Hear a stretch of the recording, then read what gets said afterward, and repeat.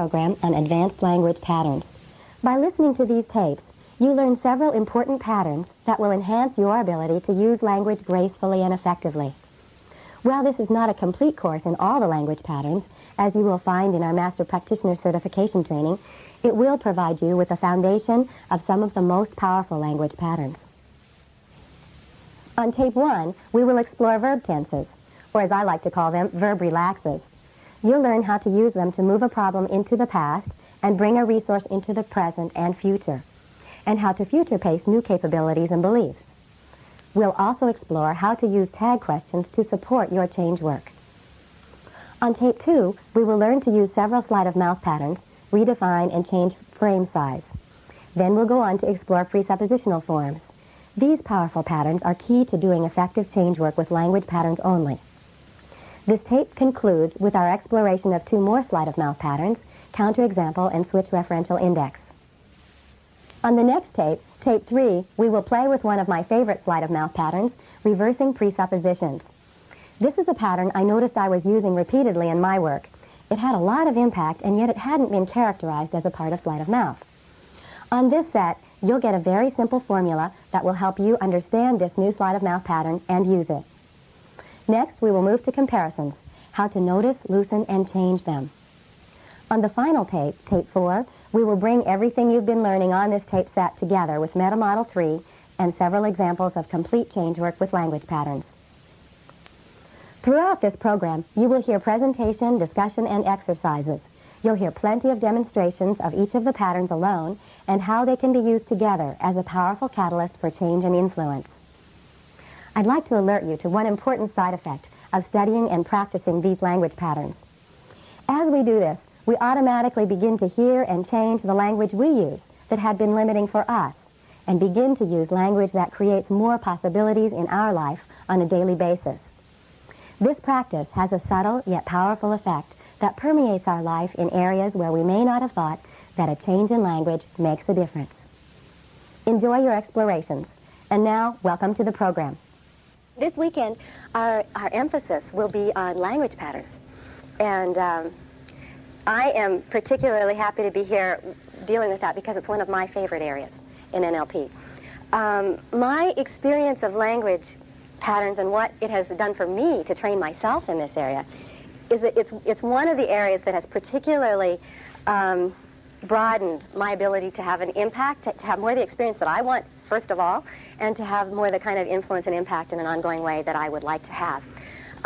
It's one of the most pervasively useful areas of NLP, because anytime your mouth is open, words may be coming out. And anytime words are coming out, language patterns and an awareness of how we're using our words makes a tremendous difference. So I found that for myself, incorporating this into my daily life meant really making major changes in the day-to-day way that I spoke with my children. How I told them the simplest of things to more complicated things. How I dealt with the businesses that we have. Made a tremendous difference. And frequently, business people have come up to me and said, you know, that stuff on language is one of the most important parts of the training for me. I really found that useful. And I think this is because of this almost universal application with language. Anytime we're talking to someone else, it's relevant how we're using our words. So does that make sense? I mean, if you're in a business context, you're not in a situation where someone's saying, okay, I'm going to pay you to give me a personal change. Here's what I want. Please do this with me now. And you can go through an overt procedure. But in a business context, you are talking. So, again, you've got the opportunity to get a sense of what direction do I want to move this interaction in.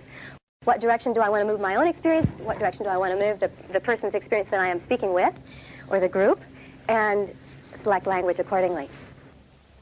And I continue to integrate more deeply. It's like my experience of it is it's almost as if it goes into my body more deeply. We're talking words here, but it's a full experience. It's visual, it's auditory, it's kinesthetic.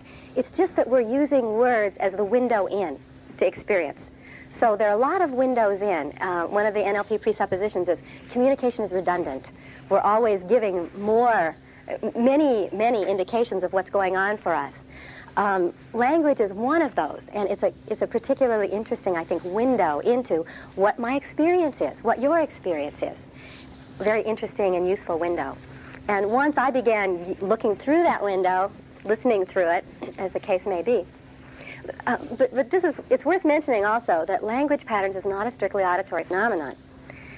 And I hope is that already clear and obvious? Every now and then people come up to me and say, I'm not good at this language stuff. I think I just need to get my auditory recall to work better.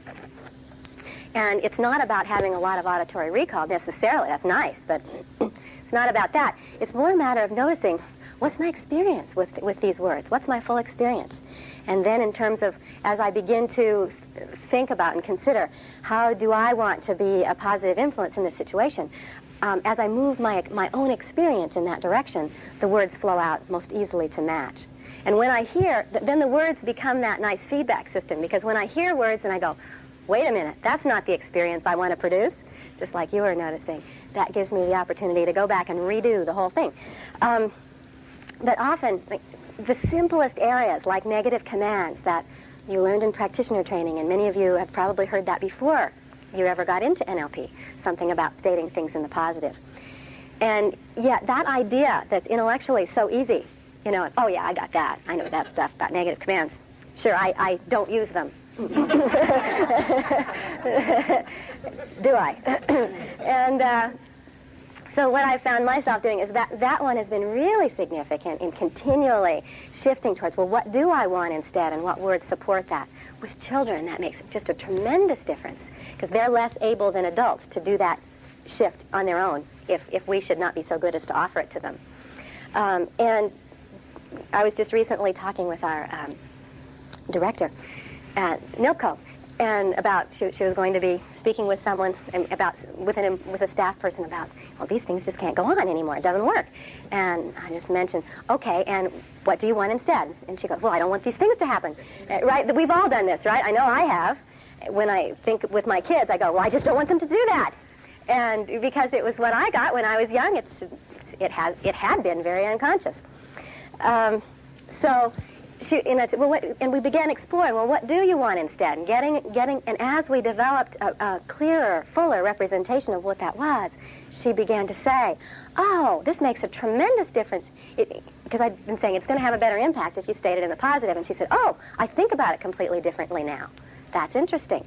So these kind of language patterns are not just for the recipient. It's not just that somebody hearing it is now going to have a nicer experience. It's that I get to have a nicer experience. I am changing the whole way I experience and think about our interaction and our relationship as I do that. We're going to do some very small chunk areas of language. We're also going to do some that are larger chunk, that are more global, more general, that will include more general ways to think about what you're doing with your language. Okay? All in 2 days. So, first, what I'd like to do is, first we're going to deal with verb relaxes. Now, you all know what verb relaxes are, right? You learned those in grammar, in English class. Some teachers got it wrong. They called them verb tenses. But we knew they didn't mean it. But it is pause for thought, you know. So many people didn't like it when they got it that time around in school. And you think about what happens with that kind of a nomenclature. All right, class, we're going to study verb tenses now. And it's not such a great embedded command. So we, in contrast, are going to learn verb relaxes.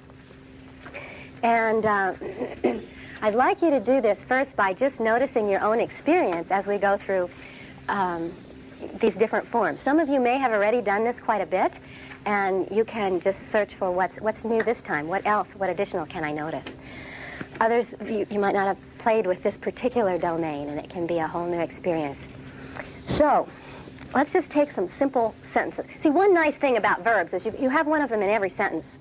So you know that when you get good at using them in the way that you want, it's going to matter a lot, because there's one in every sentence. So you have a lot of opportunity to use it. So we'll start real simple. Let's take just a simple sentence like, I danced.